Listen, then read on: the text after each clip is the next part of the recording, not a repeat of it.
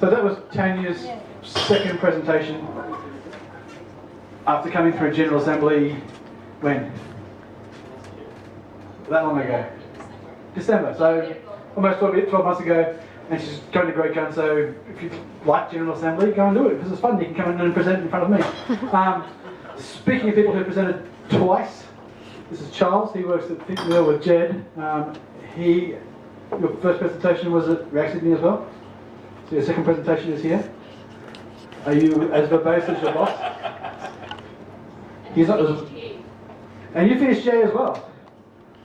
Okay. They're all on holiday. I have to go and look at General Assembly apparently. Can you please continue with your applause and put your hands together for Charles?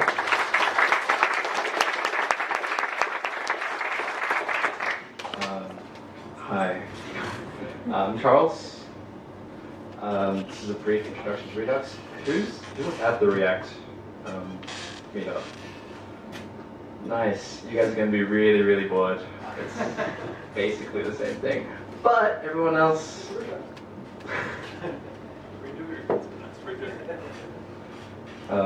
yeah, I hope it gets a good reaction.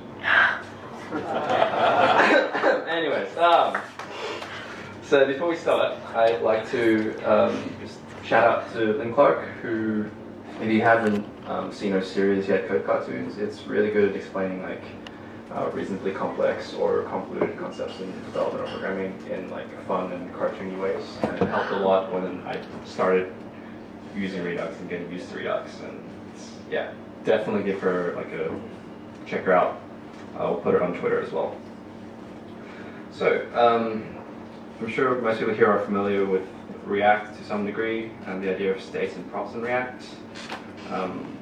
In essence, I bring this up just because states are mutable and props are immutable. Why this matters is because when you use state in in React, no matter how complex or simple your application is, sooner or later your data will start to mutate. And sorry, there's going to be more J people here. Mutate.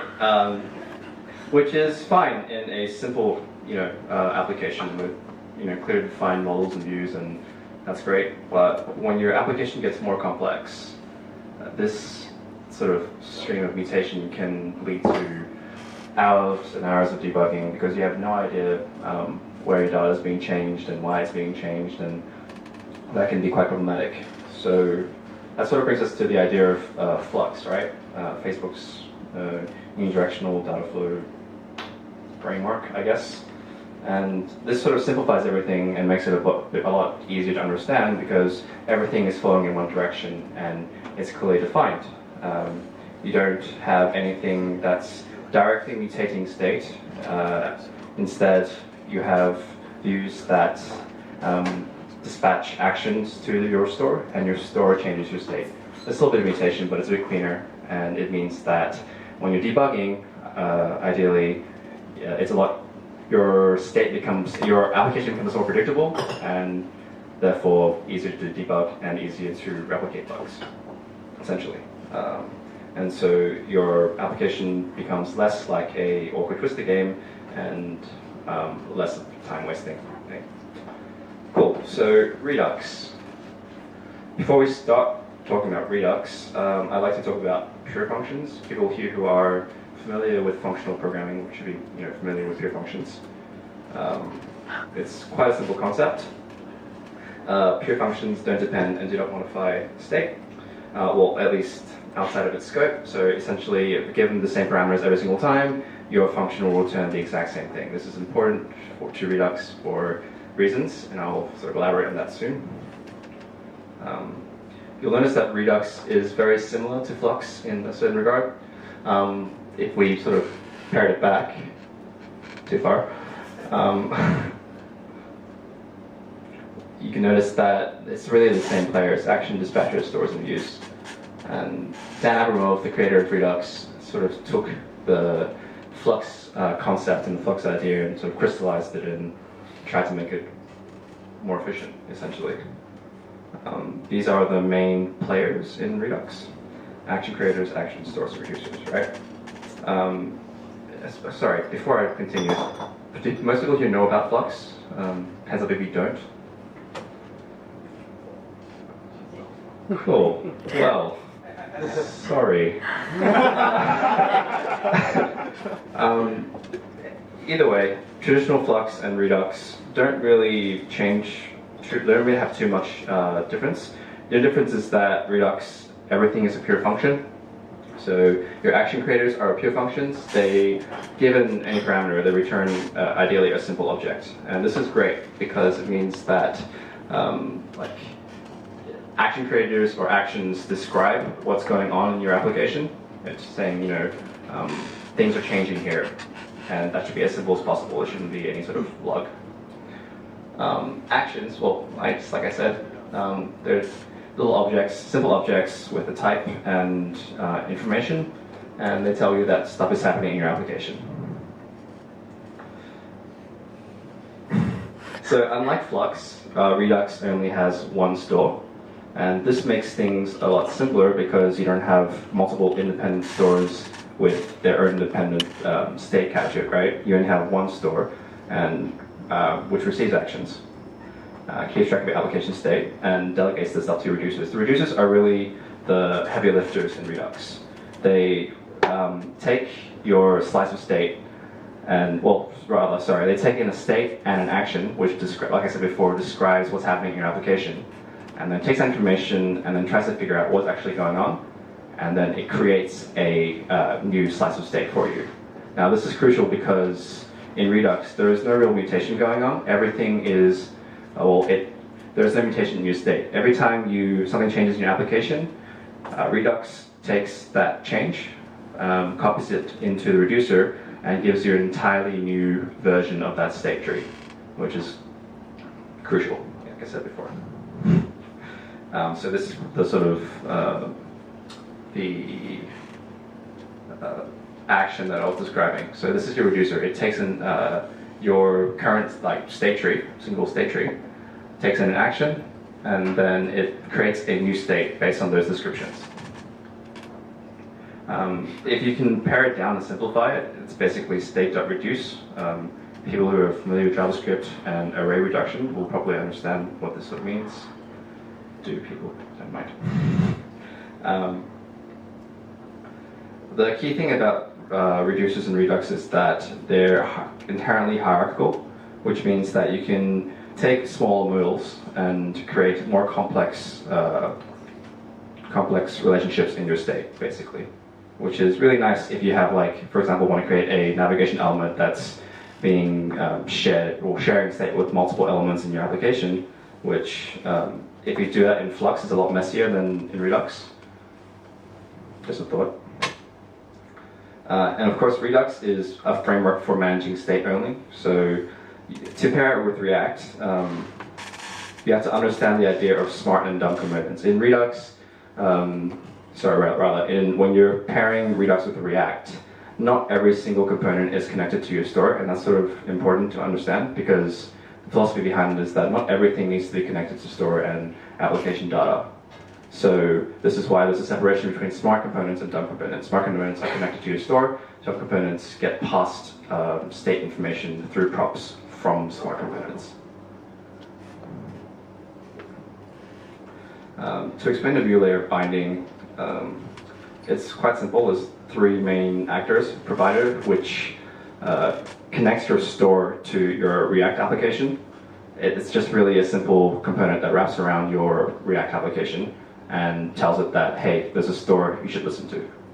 Connector is a method from Redux that allows smart components to connect to the Redux store. And yeah. So I guess the question is, why Redux? And really, it's compared to Flux, where you've got multiple independent stores that it may correlate or may relate in different ways. Redux is just one store, which means that there's only one application state, which means that things are, again, much more predictable and easy to trace.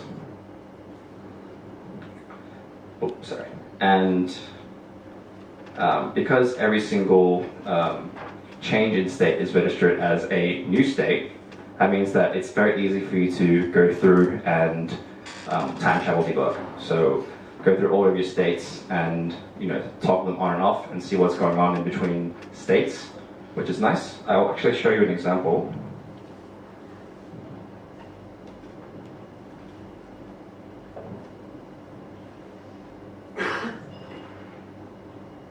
So could everyone see that?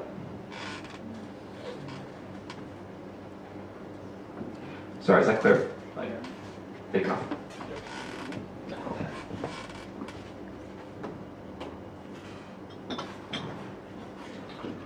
So the cool thing about Redux in terms of its dev tools is that you can do hot reloading. So normally, if you've done hot reloading in React, you can save changes to your code, and then it live updates without you having to refresh the server or restart the application, right? Now, this is normally you wouldn't be able to do the same thing with state information because, at least if you just use React normally, state and views are quite heavily linked together. But because your application state information and your components are decoupled in Redux, you can do cool things like change hot reload state information. So for example, if I change the count to 100 and save 1,000 and save, you can see that it's instantly reloaded itself and registered those changes, which is really cool. It means that you don't have to go through and reload your state every single time and then go through and manually click through things to get back to the original, to the thing that you were debugging, which is really nice. This thing on the side is also a dev tool by Danaprimov, which I'm really using to highlight the fact that time travel debugging is also great in Redux as well. So what that allows us to do, as I mentioned before, is because every single change in your application is registered as a new slice of state or a new state tree, you can actually toggle through them and see in more detail what's going on in your application historically. So I can go back here and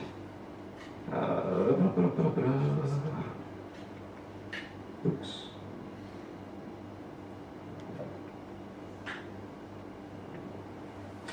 Yes, there you go. So you can see that it's actually going back in time, and without me having to refresh anything or manually change anything, it's actually going back through state and going back and clicking things and not changing things basically, which is really, really nice if you're working with a more complex application that requires this sorts of debugging. Yeah. Cool. So in summary, unidirectional flow is really cool. The core philosophy behind Redux is very much still the same as Flux, in that it tries to allocate all of your state information in a core location, so that the rest of your components in your React app don't have to worry too much about application state, which is really nice. Furthermore, it heavily uses pure functions, which means that there's no mutation within your functions, within your action creations, and within your descriptions of things that are changing, which is nice. And lastly, the benefits of Redux are hot reloading, time travel debugging, and a single state tree. I apologize for having to rush through this, but if you guys want to know more about Redux, again, Lynn Clark's cartoons, cartoons, Dan Apramov's React Europe talk was really, really educational, and I learned a lot from that, as well as his recently released Egghead series, which is a really, really granular screencast of how React works in a to-do app sort of scenario. So yeah, thanks.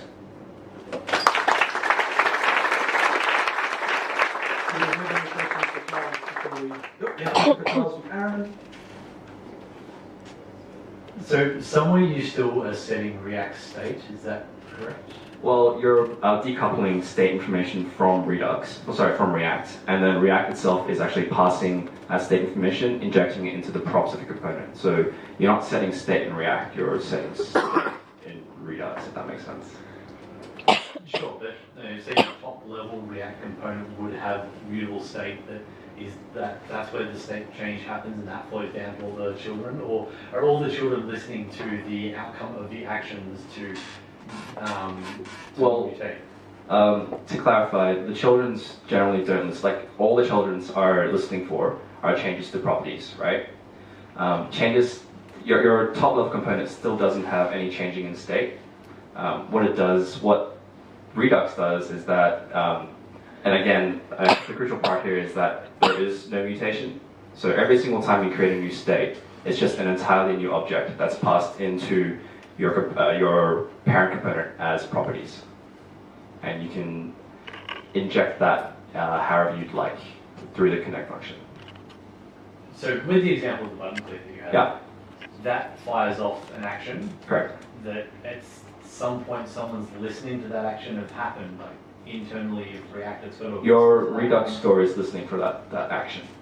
So then something is listening to a change to the Redux store. I'm trying to work out how the data flows back down Okay. to the props. So you're right. Your parent state listens for changes to your Redux store, but it doesn't listen for it in state. It listens for it in props.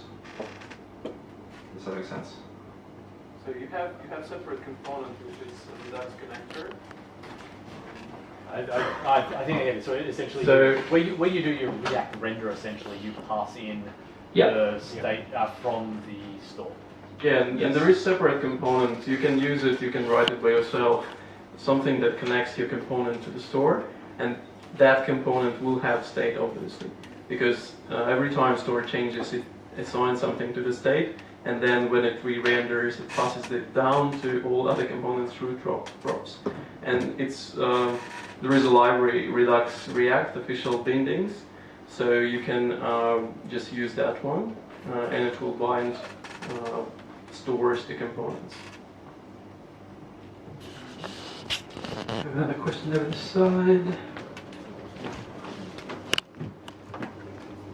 Hi, still trying to get my head around the whole React and some flavour of Flux, but what I'm wondering is how does going from having multiple stores to a single store plus reducers actually provide a benefit? It's a good question actually, and I'm sure Nick has a good answer to this as well. But I guess that wasn't a jab, like legitimately. That's a legitimate, yeah. But I guess from my experience, maybe it doesn't have any performance improvements, but I find working in that way a lot easier. Like you don't have to firstly subscribe to multiple stores and like debug that. You can just, everything is clearly outlined in a single state tree, which is, for me personally, working with that, it's a lot clearer and a lot better for me, if that makes sense. If you replace the word store with reducer, it's basically the same thing. So you've still got multiple stores in the conceptual sense. It's just you've only got one interface into that.